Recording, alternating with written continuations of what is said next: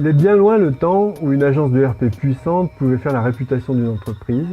Internet a tout bouleversé et on a eu tendance à dire que la réputation d'une société était ce que Google disait d'elle. C'est toujours vrai, mais bien d'autres paramètres sont à prendre en compte, notamment la recommandation sociale qui pèse de plus en plus lourd dans la balance et un rapprochement du on et du offline qui bouleverse encore les normes.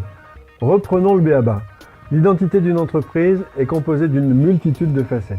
La réputation en fait évidemment partie. Mise sur le devant de la scène ces dernières années, l'e-réputation est devenue une variable stratégique pour les entreprises. Mais il ne faut pas oublier que ce n'est que la partie visible de l'iceberg. Pour avoir une image juste de la réputation d'une entreprise, il faut aujourd'hui composer avec plusieurs acteurs. Qui sont-ils? Il y en a 6 et ils ont un impact on et offline. Premièrement, vous. Et oui, avant de chercher à savoir qui pense du bien ou du mal de vous, pensez à maîtriser vos messages.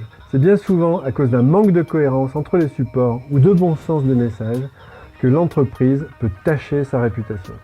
Deuxièmement, vos employés.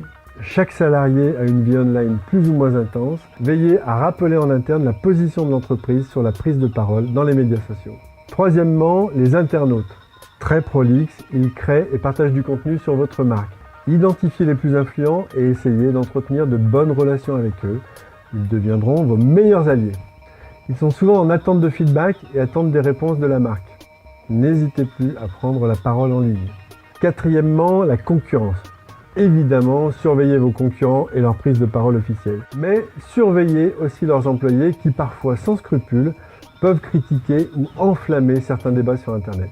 Dans ce cas, des recours sont possibles. Cinquièmement, les médias, que ce soit des journaux en ligne ou des blogs, identifiez les sources qui peuvent influencer votre image.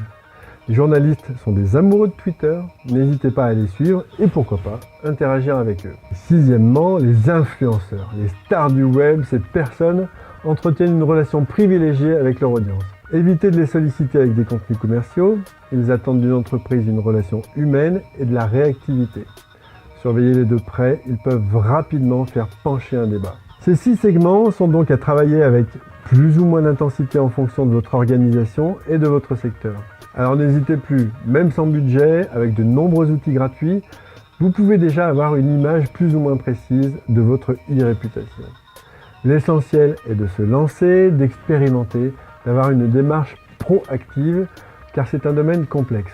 Et vous savez, on ne comprend les règles d'un jeu qu'en y jouant.